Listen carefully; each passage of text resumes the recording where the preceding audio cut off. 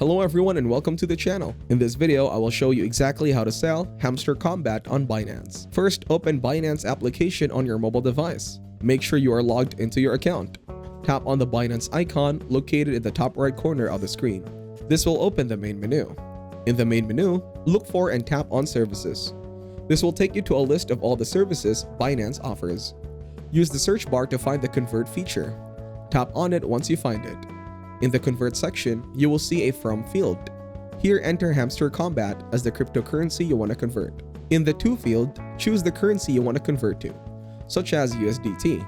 Enter the amount of Hamster Kombat you want to sell.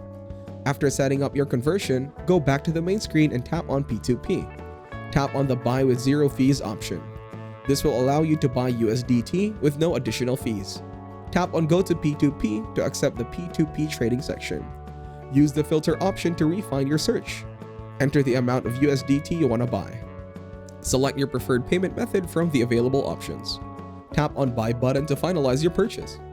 This will convert your Hamster Kombat to USDT. Thank you everyone for watching. Hope you got some value. Make sure to like the video and subscribe to our channel. Leave a comment down below. See you in the next one.